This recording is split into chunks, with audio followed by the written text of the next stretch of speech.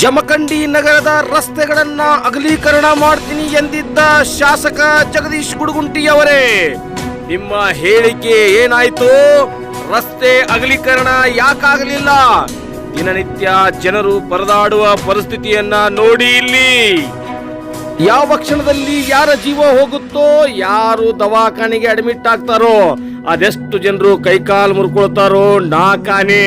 ಇದು ಜಮಖಂಡಿ ನಗರದಲ್ಲಿ ಪ್ರತಿನಿತ್ಯ ನಡೆಯುತ್ತಿರುವಂತಹ ಗೋಳು. ಇದನ್ನ ಪರಿಹರಿಸುವರಾರು? ಶಾಸಕರೇ, ಕಣ್ಣು ಮುಚ್ಚಿಕೊಂಡು ಕುಳಿತಿದ್ದೀರೇನು ಅಧಿಕಾರಿಗಳೇ? ಯಾವುದೇ ನಯಾ ಪೈಸೆ ಖರ್ಚಿಲ್ಲದೆ ನಿಮ್ಮ ಕೈಕಾಲು ಮುರಿಬೇಕೆಂದ್ರೆ ಜಮಖಂಡಿ ನಗರದ ಬೀದಿಗಳಲ್ಲಿ ನೀವು ಅಲೆದಾಡಬೇಕು.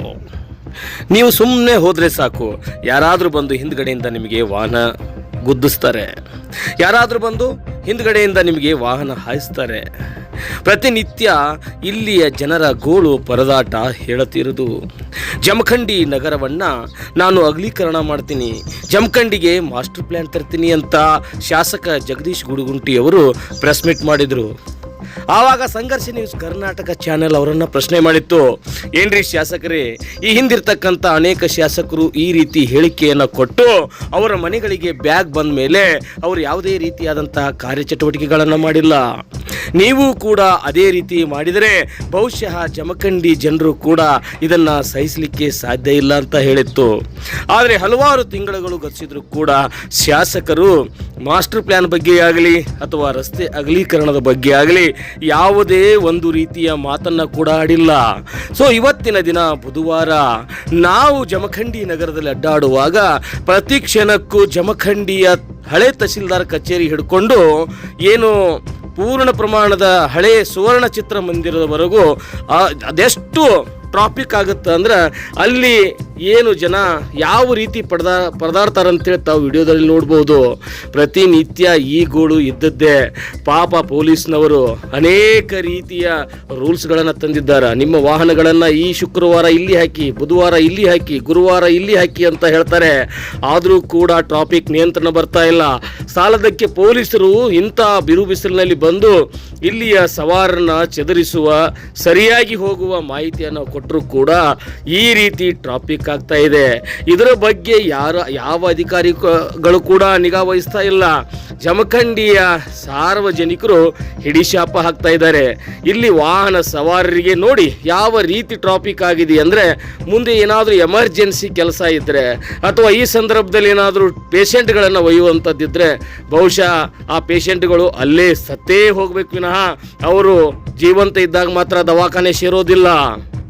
ಇನ್ನು ಉಮಾರಾಮೇಶ್ವರ ರಸ್ತೆ, ಜೋಳದ ಬಜಾರು, ಅದರ ಮುಂದೆ ಸರ್ಕಾರಿ ದವಾಖಾನೆ, ಅಲ್ಲಿಂದ ಮುಂದ್ಗಡೆ ಹೋದರೆ ಡಾಕ್ಟರ್ BR ಅಂಬೇಡ್ಕರ್ ಸರ್ಕಲ್ಲು, ಈ ಕಡೆ ಪಕ್ಕದಲ್ಲಿ ಹೋದರೆ ಛತ್ರಪತಿ ಶಿವಾಜಿ ಮಹಾರಾಜರ ಸರ್ಕಲ್ಲು. ಈ 4 ರೂಟ್ಗಳಲ್ಲಿ ಅತ್ಯಂತ ಹೆಚ್ಚಿನ ಜನದಟ್ಟಣೆ ಇದ್ದು ಅತ್ಯಂತ ಹೆಚ್ಚಿನ ಏನಪ್ಪ ಟ್ರಾಫಿಕ್ ಜಾಮ್ ಆಗುತ್ತೆ. ಒಂದು ಸೈಕಲ್ ಮೋಟರ್ನ ತೆಗೆದುಕೊಂಡು ತಾವು ಒಂದು ರೌಂಡ್ ಹೊಡೆದು ಬರಬೇಕಾದ್ರೆ ತಾಸುಗಟ್ಟಲೆ ಹೋಗ್ತದೆ. ಟ್ರಾಫಿಕ್ಕನ್ನು ನಾವು ಬೆಂಗಳೂರಿನಲ್ಲಿ ನೋಡಿದ್ವಿ, ಮುಂಬೈಯಲ್ಲಿ ನೋಡಿದ್ವಿ. ಆದರೆ ಮುಂಬೈ ಬೆಂಗಳೂರನ್ನೇ ಮೀರಿಸುವ ಟ್ರಾಫಿಕ್ ಜಮಖಂಡಿಯಲ್ಲಿ ಆಗ್ತಾ ಇದೆ. ಆದರೆ ಇದಕ್ಕೆ ಜನಪ್ರತಿನಿಧಿಗಳು ಯಾವುದೇ ರೀತಿಯ ಚಕಾರನ್ನು ಎತ್ತಿಲ್ಲ. ಏನ್ರಿ ಶಾಸಕರೇ, ನೀವು ಹೇಳ್ತಕ್ಕಂಥ ಮಾತಿಗೆ ನೀವು ಬದ್ಧರಾಗಿರ್ತೀರಾ? ಇಲ್ಲಿ ಏನು ಇಷ್ಟು ದೊಡ್ಡ ಪ್ರಮಾಣದ ಟ್ರಾಫಿಕ್ ಆಗ್ತಾ ಇದೆ, ಇದು ನಿಮಗೆ ಕಣ್ಣಿಗೆ ಕಾಣ್ತಾ ಇಲ್ವಾ? ಏನು ಜನ ನಿಮಗೆ ಹೇಳ್ತಾ ಇಲ್ವಾ?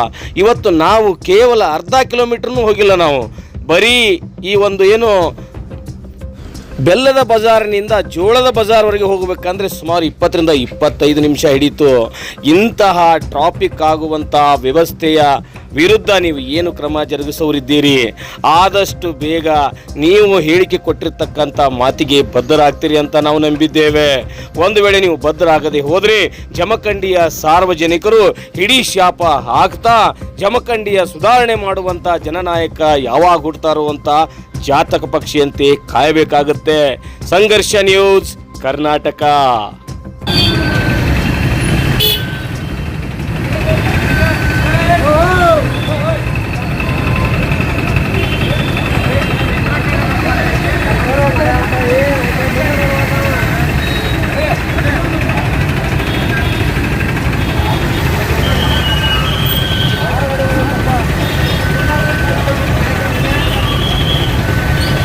ಸಾಕಾಗೈತೆ ಟ್ರಾಫಿಕ್ ಸಂಬಂಧ ರೀ.